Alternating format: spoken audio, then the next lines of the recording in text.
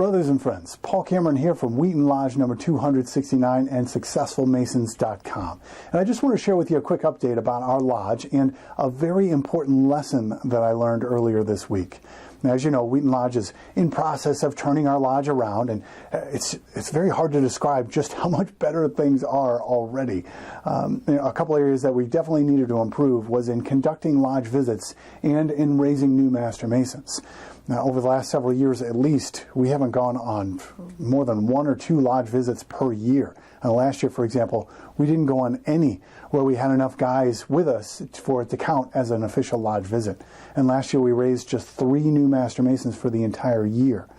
But so far this month, and this is still the first month of the year, of the Masonic year, right? This is the same month we just had our Grand Lodge meeting, the Grand Lodge annual communication, where we started our year out.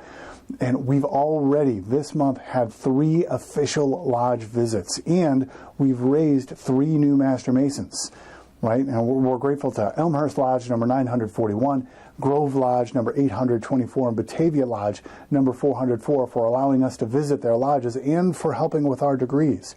Now, at this last lodge visit, we had 11 guys show up to Batavia Lodge to see them host a 3rd degree for us. 11 guys, right? And if you count the new guy, the new brother, that's 12 guys from Wheaton Lodge who were there. It was awesome, right? It wasn't long ago we didn't have that many guys show up to our regular stated meetings, right? So we're off to a really great start so far for this year, and it's going to be a really exciting year for us. But then I got to thinking how all this happened. Right? I mean, what specifically are we doing that's causing this turnaround? You know, was it the brilliantly written emails that we've been sending out? Maybe it's the strategic questions that we've been asking our members, or the tactics that we've been using to re-engage our members. The reality is, it's none of those things. And once I figured it out, I learned a very valuable lesson that I think is really important to share. One of the biggest secrets of Freemasonry, to me, isn't really a secret at all. It's more of an experience. And it comes from one of the slogans of Masonry, which is making good men better. And if we think about that, specifically, how do Masons make good men better? I mean, certainly there are some specific lessons that are taught and very intentionally passed down for many generations from Mason to Mason to help build character and fortify moral strength, which, you know, those are important and you get those within the fraternity. But there's even more lessons that you can learn just from being around these guys. You know what? I'll give you a great example here. This new brother that we just raised earlier this week is one of the most humble, kindest individuals that you'll ever meet. You know, and he's had a career that most people would be very, very boastful about, but you wouldn't know that unless you asked about it specifically.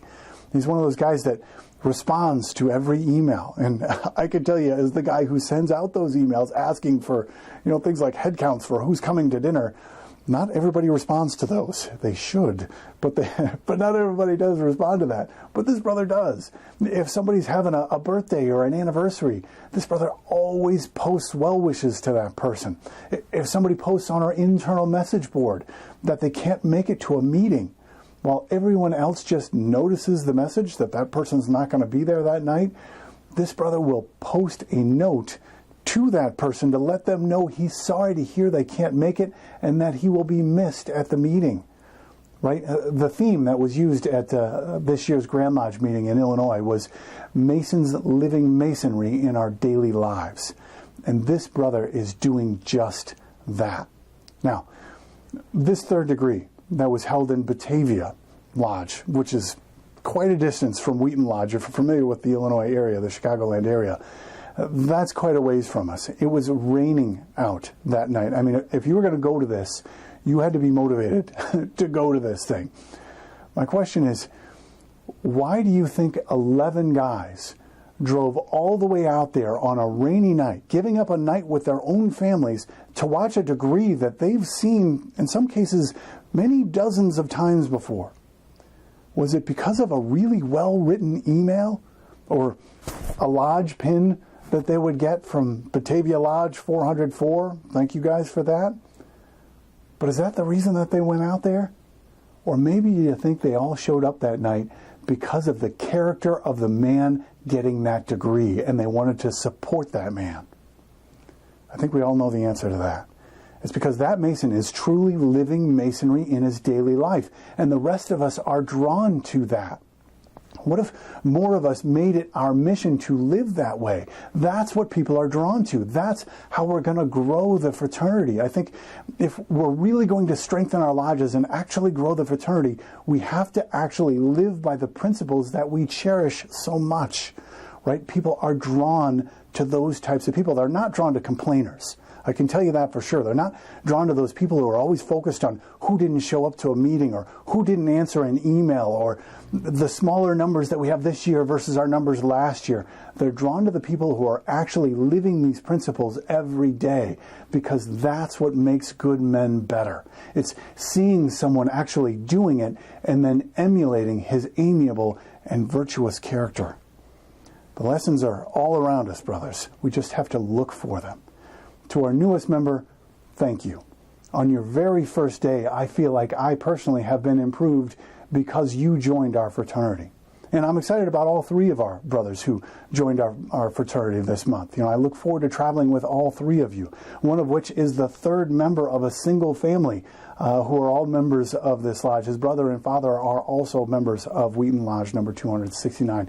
That's really exciting. The other guy is a guy that I met about a year ago or so at the job club meetings that our lodge sponsors every month in our lodge meeting, in our lodge building each month. And now he's working for one of the largest nonprofits in the world, helping with some of the biggest disasters facing our planet today. So, as I said at the beginning, this is going to be a really exciting year for Wheaton Lodge number 269.